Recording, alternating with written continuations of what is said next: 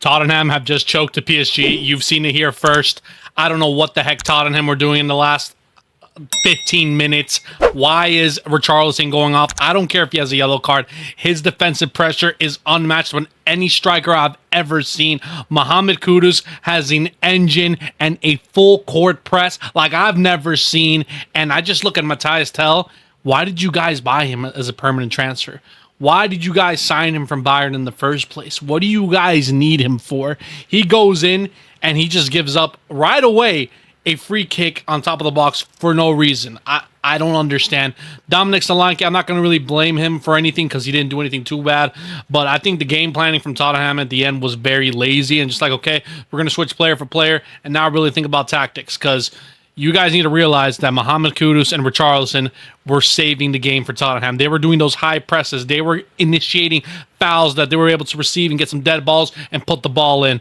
But yeah, from what we learned at this game is just that PSG's midfield gets overrun very easily by physical teams. And I know you guys are going to say, oh, Joao Neves wasn't there. Fabian Ruiz, he was there, man. But, we were playing with Barcola, Doué, Cavara, and Dembélé. But that's not really the point I'm trying to make. I just saying, like, if you guys look at the game versus Chelsea, when you guys have a full, healthy team, you guys are playing with your starters, you guys got overran in the midfield and just played behind space. And that's the thing with PSG that we've noticed from this midfield. Like, yeah, it's fantastic. Joao Neves is an engine, the little engine that could. He will never stop running. He will never stop tackling. He is fantastic. Vitinha is a perfect dictator of pace right there as a deep line playmaker. And Fabian Ruiz makes these smart, intelligent runs into the box. He's just everywhere. He's a great, number 8. I would say like a mixed midfielder. He could go up, go back. He's fantastic. But what I'm seeing from this midfield is that you guys are missing some level of physicality. Even, I would say, down the spine of your team. So, obviously, Pacho is very physical, but Marquinhos is very undersized for a center back, and he's very error-prone.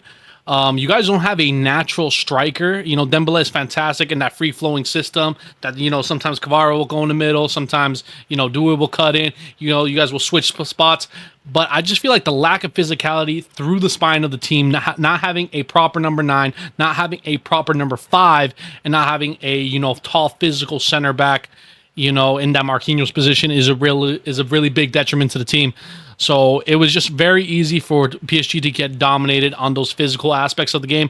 Not to say that PSG didn't deserve to win, even though they didn't do that much. They got quite lucky at the end, just spamming crosses in. It wasn't like they were generating, these beautiful plays. But Tottenham planned the game very good. They waited for the dead balls. They sent numbers up. They were high pressing. They were not letting Vitinha get on the ball and just, dictate who we wanted to pass it to. Richarlison was doing fantastic in link-up play. And it's just, you look at the way PSG have lost this year, it's been to physical teams. I'm not too sure that if PSG played Arsenal in the Champions League, they would have lost to them. Because I think that Arsenal midfield would have overran this PSG midfield. I just look at Declan Rice, Thomas Partey. I don't even consider Odegaard like a player because he just disappears in big games. But you know what I'm saying? That Lewis Skelly, that's just such a physical midfield. And I just think PSG got kind of lucky with their drawings in the Champions League. They didn't really have to play someone that challenged their style of play. Inter's Inter. We're not going to really consider them. But, the upcoming year for PSG is just going to be, it's going to be really interesting to see how they play in the Champions League. Obviously, right there in the league, they're going to be PSG. But a big question point is, why did you guys let Donnarumma leave? Yeah, Chevalier, whatever you want to call him, he made some penalty saves. But that second goal to Cuti Romero, what was that?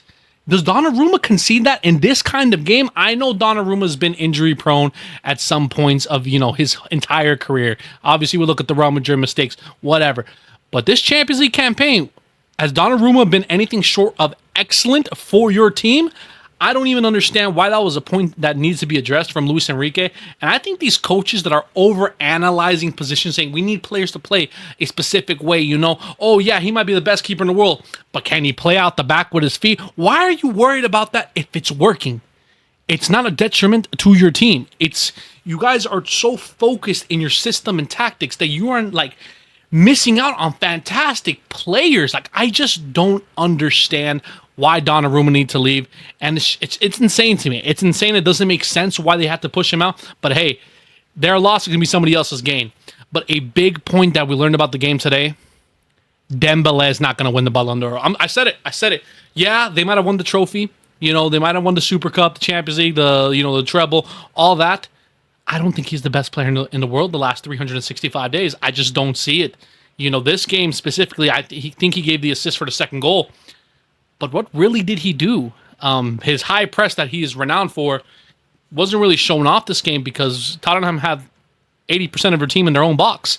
So what happens when you get into these low compact, low block teams and you have to start being inventive? I just saw Dembélé and he was just cracking shots at people's stomach. He wasn't really creating anything, decisive for the team. And I look at the Yamal game versus Inter. Grant you, Inter is not the team that Tottenham is, but I don't even know what to classify Tottenham or Inter. They're just, whatever.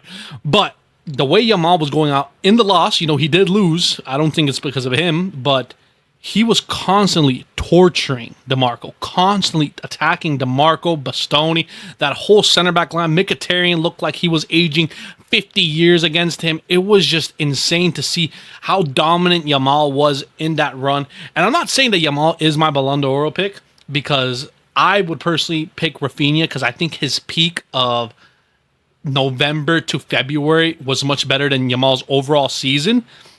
But I don't think Dembélé isn't even the top 3 of players, because I think Vitinha had a better overall campaign than a Dembélé. These Dembélé Ballon d'Or shouts, I don't think he's going to win. I don't think he's even top 3. Maybe French media puts him there, but if we look at the totality of how the Ballon d'Or works, I don't think he fits the criteria for it. To be honest, I'm looking at it. Vitinha had a better season this year than Rodri did last year with Manchester City. Okay? Nuno Mendes, by Ballon d'Or, standards, had a better season than Dembélé this year and Rodri last year. And then we look at Rafinha breaking those Champions League, tying that Champions League, goal contribution record with CR7. We look at Yamal doing the things at his age.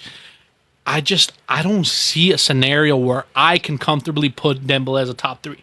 Now, I'm sure they are going to do that. I'm sure they're going to give it to him. But if we look at the totality from an objective point of view, it just doesn't make sense.